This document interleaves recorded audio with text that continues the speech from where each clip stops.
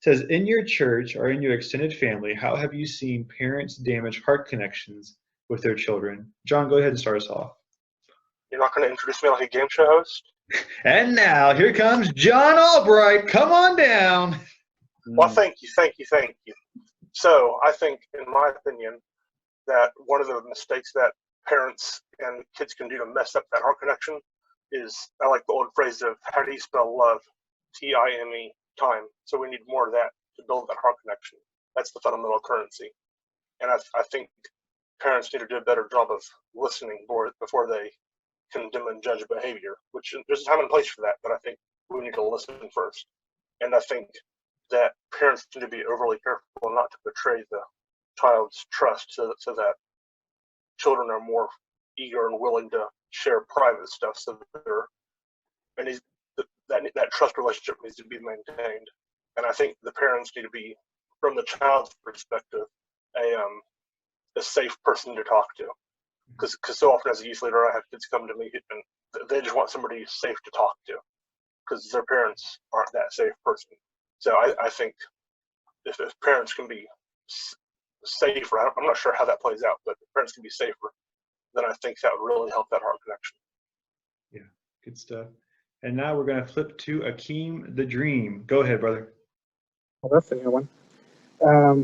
I believe that it's very common in my culture, in African culture, for parents and elders to expect children to be beneath them, to have a great level of respect for them. And I did mention this earlier, but it's also reflected in the terms that we use to refer to our elders. There's a set of honorific terms, I guess, if you want to speak to someone who's older than you, and there's no casual terms for someone who's at your level or younger. And I think it's just really ingrained in my culture to have that level of separation. So families are affected by this, by having parents it's not easy for them to bring themselves down to the level of the kids and really communicate with them heart to heart. And it's easier for parents actually to discipline their kids in public because everybody expects parents to take on that role, and that always damages, the heart of the kids, I would say. Yeah, no, that's good stuff, Kim. Thank you so much. All right, and now we're going to throw to everybody's favorite German. He's German and Russian, and he loves pretzels. It's Gerhard. Go on, brother. Yes, hi. I think parents can damage the relationship to their kids when they yell at them and on every occasion show the kids how wrong they are. I have a picture in my mind from my childhood, extended family. The uncle was every time saying, I said to you 1,000 times this. So, and yelling, and it turns out bad, the relationship. Yes, this is one thing how parents can damage the relationship to their kids. Yeah, absolutely good stuff, Gerhard. All right, now we're going to throw to easily the best dressed man in this entire discussion group. His name is being He's a Machine. Go ahead. Yeah, machine. I'll just talk on my own experiences, like my people or my culture. It's kind of shame culture, or we are not so expressive. So most of the parents, they would never say good things about their kids, or they would never say they love them, or they would never hug their kids. So because of these, the parents and children's relationship seems to be so apart. We could never approach our parents or talk freely to our parents. We are always taught to listen and never to answer or argue. So we would always say yes to whatever parents would teach us, and whatever we want to ask or know, we never ask our parents. So that is something that has set apart the relationship of a good, healthy Christian family. Yeah, No, that's good stuff, Anthony. Thank you so much for sharing. And I'll just add to it in my own thoughts too. I shared a story earlier about a young daughter in our church and kind of her relationship with her mother, who's a single mother. And really, I guess my takeaway from that is just to be mindful of how really everything you do influences and affects your children. We talked a lot about kind of their conversational dynamics and how it's kind of played off into the daughter.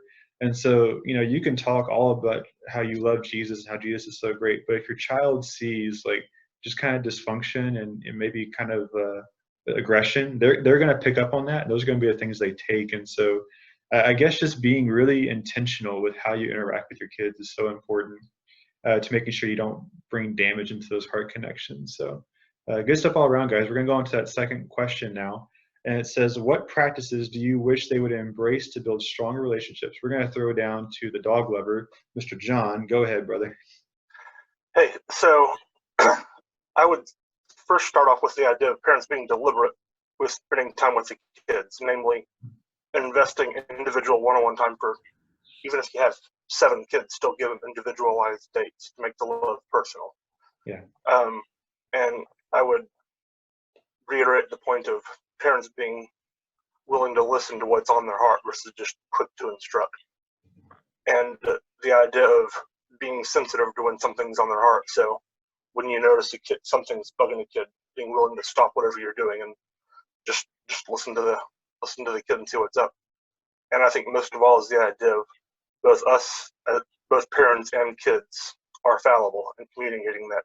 I don't expect you to be perfect, and you shouldn't expect me to be perfect, but we're going to get through this thing we call life together by the grace of God. So mutual fallibility, setting up for a platform of mutual grace.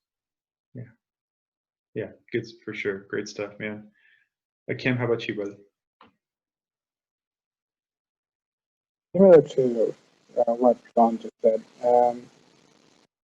look for ways to foster an environment where the kids can open up to you without any fear.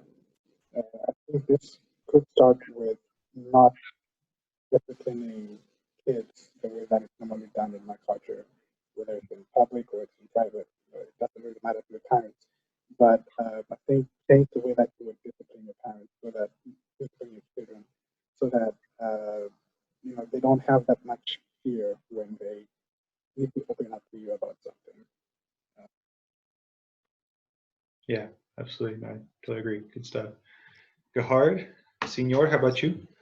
Yes, I think parents should spend quantity time as well as quantity time, and more important with the teenagers, in order to build a relationship. And when I say quantity time, I don't mean some fancy stuff, just time to dig deeper into the heart of the child. Yes, that will bring the hearts of the kids to the parents. Yeah, absolutely. Mateen, what about you, buddy? Mine would be the most basic thing, because that was not there when I grew up. So I want parents to be more expressive. Say that you love your kids. If you think that it is good, appreciate them. And like all of my friends have just said, spend time with your children. And one more thing, oh, that slipped out of my mind. That's all. That's That's it. we're all having that same problem. We're just kind of going blank. Yeah, I agree with everything you guys have said so far. And I just circle back to that word intentional. It's kind of the word I think about when it comes to these heart connections and building them stronger. You have to be intentional. You have to do that with everything that we do in life. We have to be intentional with our spouses. We have to be intentional with our coworkers. We have to be intentional with the members in our congregations. If you're not that, you're not going to make connections. And so in the same way, if you're not doing that with your children, whether the parent role kind of thing, or even the child to the parent, it's not going to grow. It's not going to develop. And so just having those practices are so essential in so many ways. So those are my thoughts. You guys, I think you all did a wonderful job. Especially proud of the special guest we had. John, what was the name of the dog? Cami. Cami or Tammy? Cami, C-A-M-I. Cami, named after my Camaro. Well, I didn't know we were going to have a 6 discussion group of person today, but I really enjoyed that as well. So